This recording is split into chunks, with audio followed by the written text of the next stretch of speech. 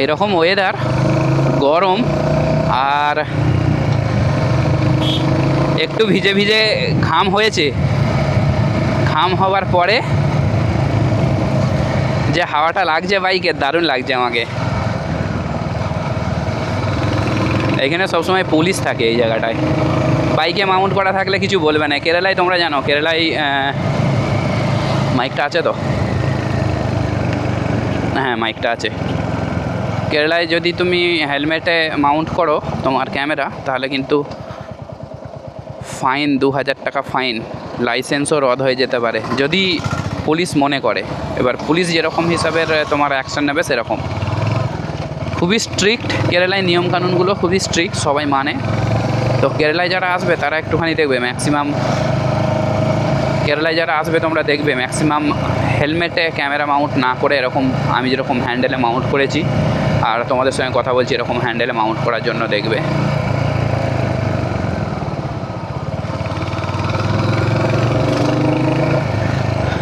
খুব শীঘ্রই আমরা একটা রাইডে যাব। অনেক দিন পর আমি ক্যামেরা নিয়ে বেরিয়েছি।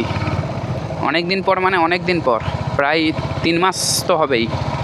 হ্যাঁ, 3 মাসের, প্রায় 3 মাসের কাছাকাছি। লাস্ট গিয়েছিলাম আনাকুলাম, তারপরে আর কোথাও বেরোনো হয়নি। কিছুটা কাজ ছিল আর কিছুটা ঘরের বাড়ির কিছু সমস্যা ছিল, কিছুটা হসপিটাল কেস ছিল, সব মিলিয়ে বেরোতে পারিনি।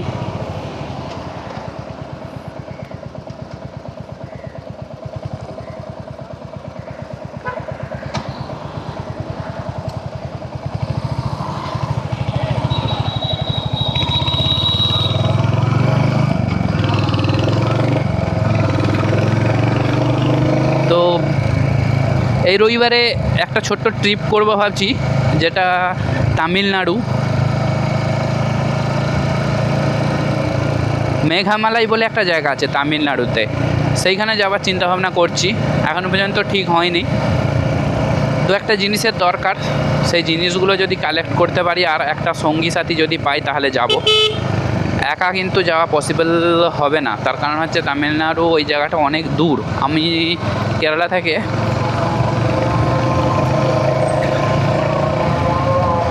থেকে তামিলনাড়ুর ওই জায়গাটা অনেক দূর।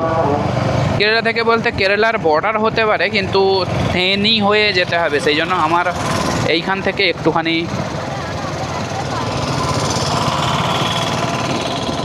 একটা অটোওয়ালা খুব বাজেভাবে অটো চালাচ্ছে। আমি যেখানে থাকি এইখান থেকে 200 কিলোমিটার মতো প্রায়।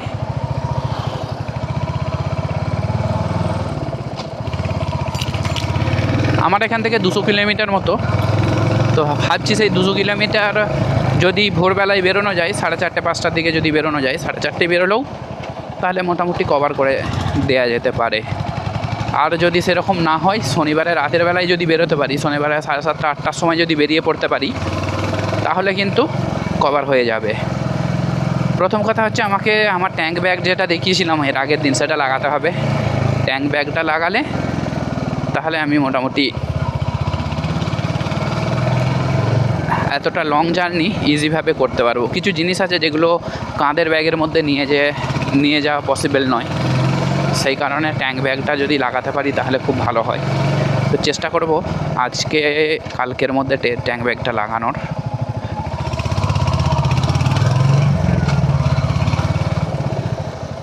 চলো আমি ঘরে ঢুকে পড়েছি, পরে কথা হবে।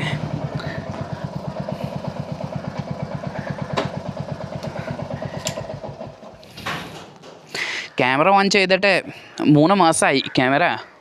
ക്യാമറ വാങ്ങിച്ച ചെയ്തിട്ട് 3 മാസമായി എൻ്റെ ക്യാമറ. ആ അത് ക്യാമറ ഓൺ ചെയ്തിട്ട് 3 മാസമായി. ആ അതുകൊണ്ട് ভিডিও എടുക്കണം।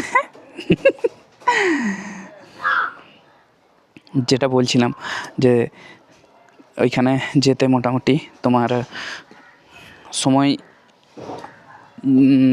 ধরো না 6 ঘন্টা লেগে যাবে, আবার আসতে 6 ঘন্টা। তো 12 ঘন্টার মধ্যে গিয়ে ঘুরে আসা একটুখানি মুশকিল, চাপের ব্যাপার। তো ঘরে ঢুকে পড়েছি, লেন্সটা চেঞ্জ করি, লেন্সটা চেঞ্জ করলে বুঝতে পারা যাবে। তো চলো আজকে এই পর্যন্তই, তোমাদেরকে রাইডে দেখা হবে। আর ট্যাঙ্ক ব্যাগটা লাগাবো যখন, তখন দেখা হবে।